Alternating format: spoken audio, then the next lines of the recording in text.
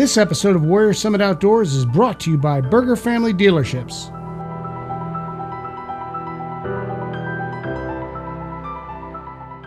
On this episode of Warrior Summit Outdoors, we're heading to a 501c3 called Hunts for Healing in Laceyville, Pennsylvania, and we're going old school. The combat veterans are hunting deer with the Flintlock.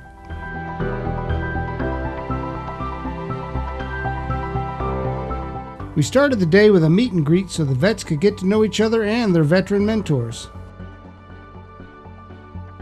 This week we're joined by John TIEGEN, a hero who fought in Benghazi and a man who never hunted deer before. That is, until now.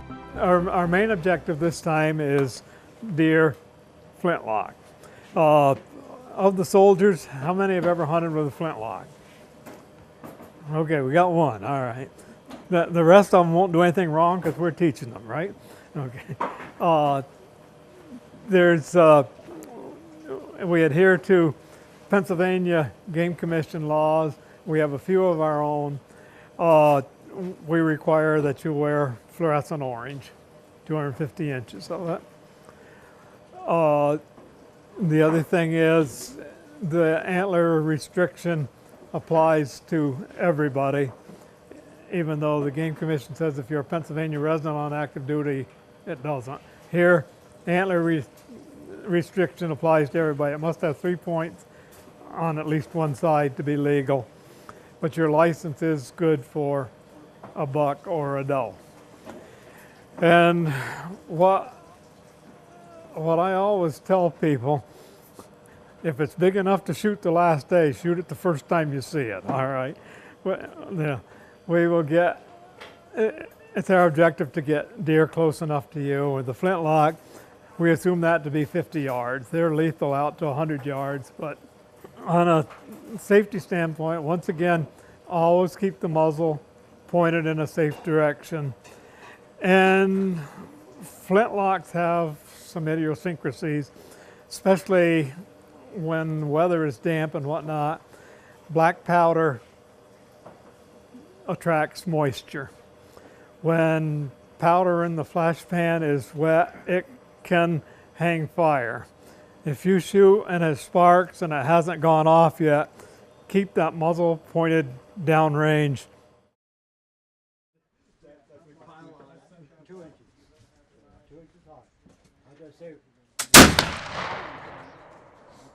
There's a definite sequence for loading a muzzle loader. It's powder, patch, and ball. You get anything, any one of those three wrong, it's a bad day. Okay. The black powder doesn't explode. If I put some black powder on the floor here and touch the match to it, it's not going to go boom. Black powder burns very rapidly, and expanding gases push that bullet out the barrel. And that's why you patch the ball. That patch serves two purposes.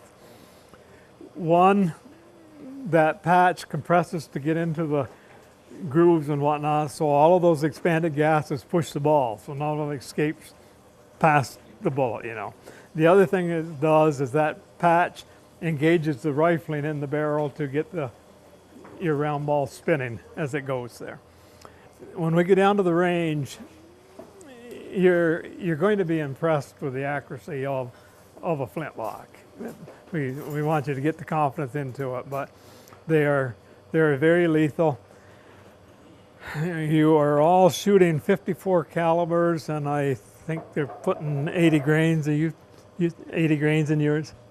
80 grains of powder. So if you went to old black powder nomenclature, they shot buffalo with 50 90s, all right? You're shooting 54 80s right there. So you have a very lethal gun.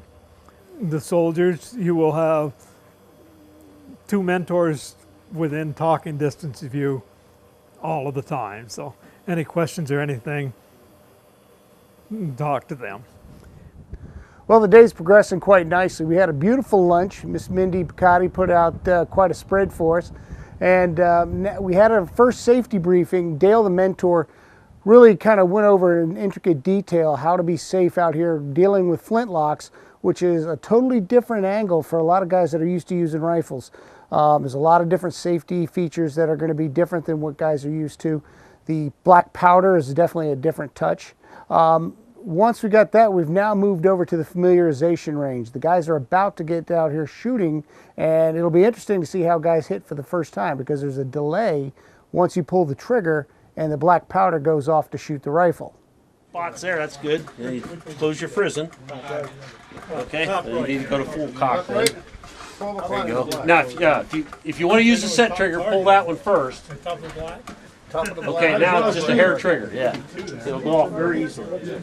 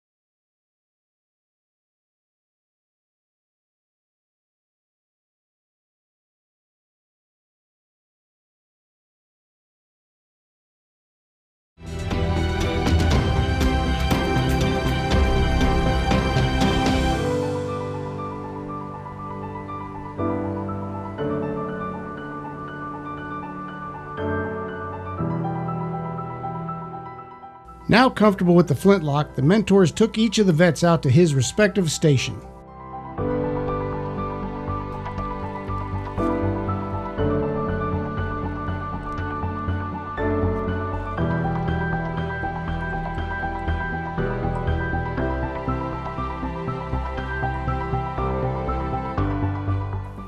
Today we're out muzzle loading. This is my first time. I got to shoot it yesterday. Hopefully today I get a deer.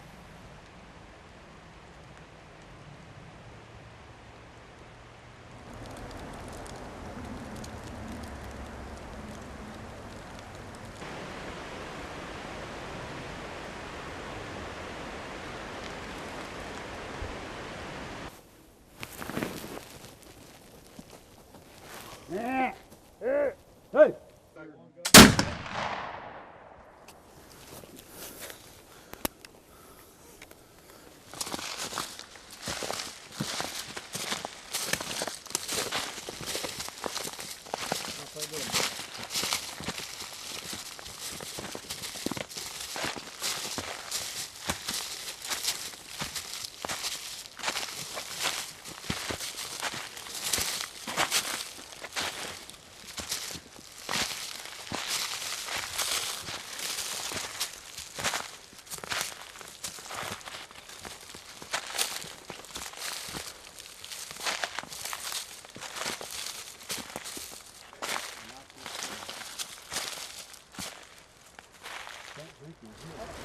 I was looking at a couple deer to my left, and when another one started coming this way, and they're all doe, they started going. We got one stop, shot at it. I don't know if I hit it or not.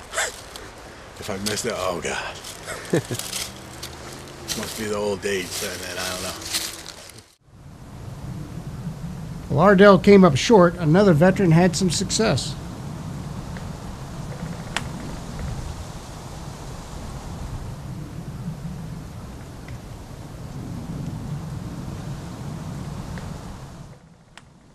The boys all gathered round to hear about Ryan's incredible experience bagging a deer with the Flintlock. Well, we got in there nice and early. Had a lot of deer come through early on in the morning. Luckily we had one stop about 40 yards away and stood broadside for us and knocked it down. Yeah, we must have saw 7 or 8 early, and they were kind of on the run, and one stopped for us, but behind a tree, right? Couldn't Yeah. get a shot. And somebody shot down this way, and they came back, and we thought we were done, and we weren't done. And then a minute later, we were done. So it was a good hunt. Nice morning. Good dude. Thank you. Nice Appreciate deer. it. Good deer. Inspired by Ryan's deer, Ardill went back out.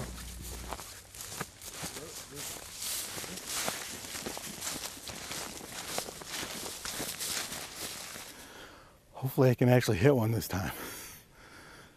So we're going right here. How far in are we going? Once it's in the woods here, about 20 yards. Okay. Somewhere.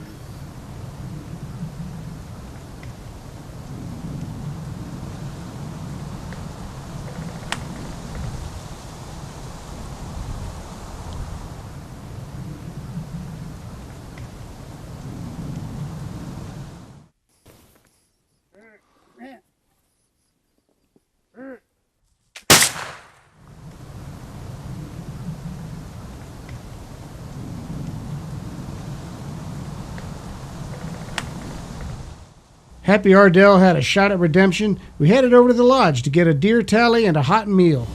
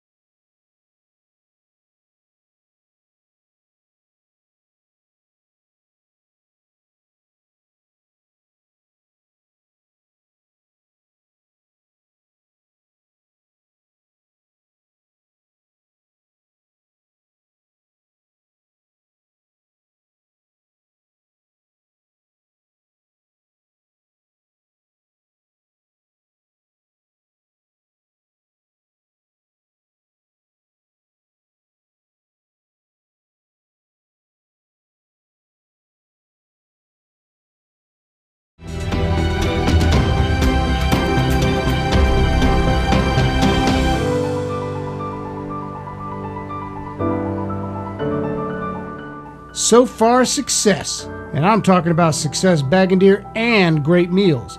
Courtesy of Mindy Picotti and all the volunteers at Hunts for Healing.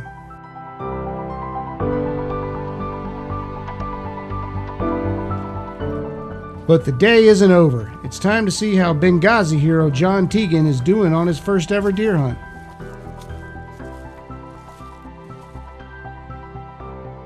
What did you see this morning? Saw about a handful of deer, but mainly just little bucks. A couple of fawns, but nothing bigger than a chihuahua.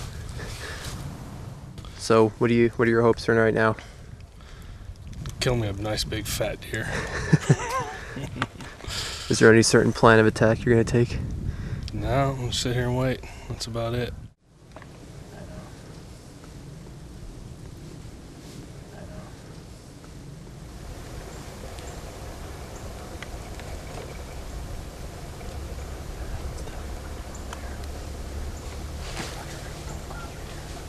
That one in the back, she gets out of there, she gives us a shot. There's another one. There's a bunch of them. Jeez. That's where the other one went. There's that buck right behind him. Man. Yeah, it's over on the road.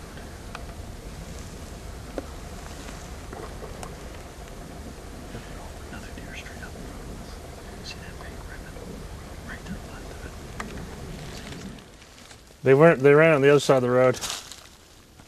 Good buck cut out and went across the road. Yeah, they were. You see right where he's at right there? Yeah. They all hit that point and they all either went that way or went back up the hill. Yeah, a bunch of them. I mean, a bunch went up top and looped back around, but there was a lot of them that cut out on the other side of that pond. That's where we're going. And crossed up. See that log pile up there way up? Yeah. Take him up there, and we're going to go down the road and come back to you. Well, that's good because there's a good buck in there. Now, you know, our road crew down there, Milt, he's got 360 horsepower, still couldn't get out in front of those deer. I'm just saying.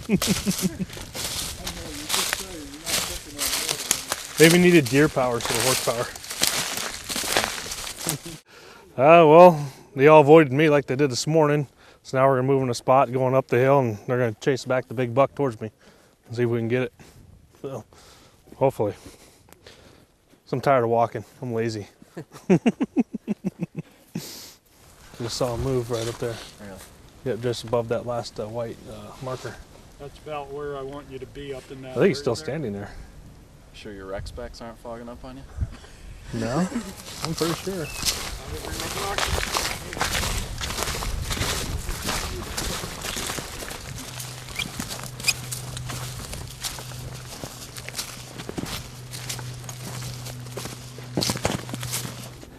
Not even a peep of one. So, who knows, maybe they're on lunch break, taking siesta.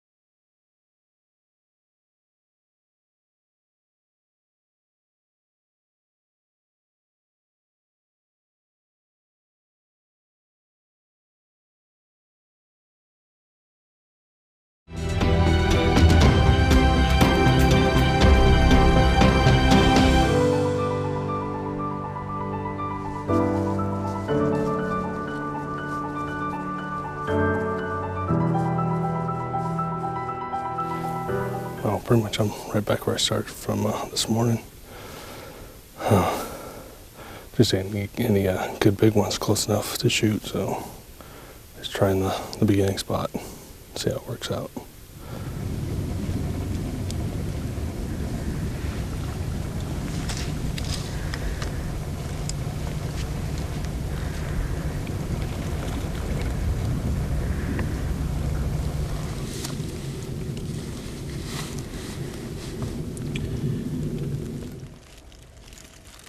Trying to eke out the last seconds of light, Tig took a pretty ambitious shot. I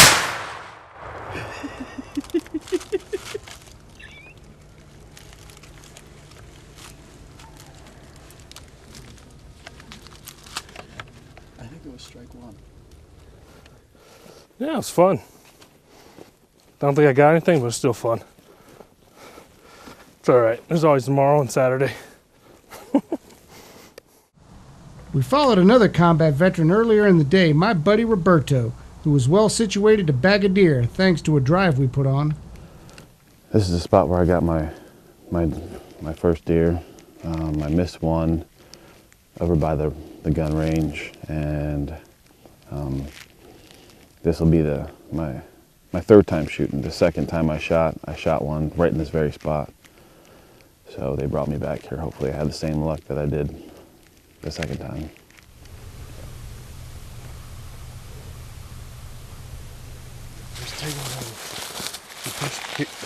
There he is.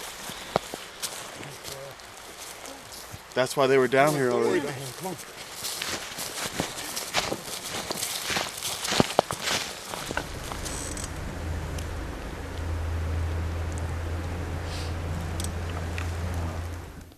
The blind that we were just at a blind up on a hill. We saw 8 deer. It was kind of weird in the directions that they came from. Got to see deer, totally happy with that. And now we're at we just switched and we're down close to a gun club that's here, a shooting range, to where the first day, this is where I was the first day, and a bunch of chaos happened. So hopefully we get lucky this time and I get to whack something.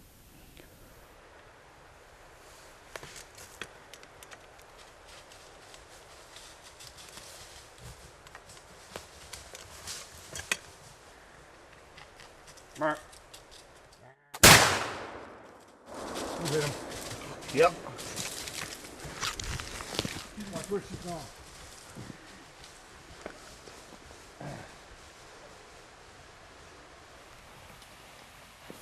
I hit it. Yes. I hit it. Good go, Roberto. Thanks for everything you do, man. You hit that sucker. Thank you so much for everything, man. That's awesome. Tell me what just happened. Oh, I thought I heard something. And gave it a couple seconds, and I seen a deer come down, and she was rambling. She was coming down pretty quick, and she came across the road here, and right when she cleared the tree, I made a noise and she stopped, and I hit her. And it was great. It was great.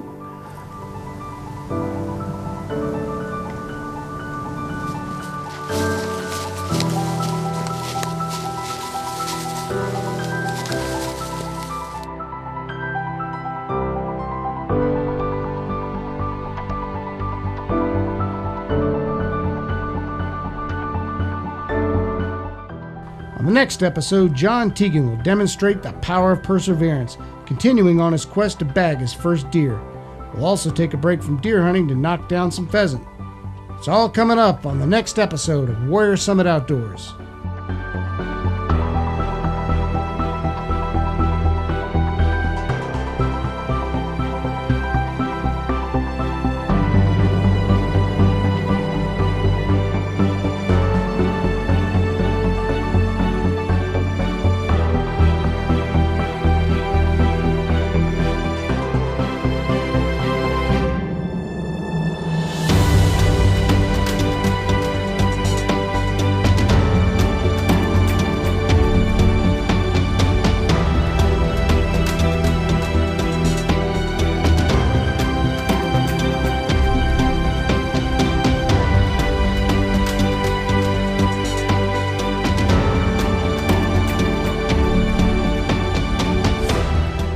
This episode is dedicated to my dear departed friend, Flintlock enthusiast, veteran supporter, Hunts for Healing volunteer, Mr. Bill Daniel.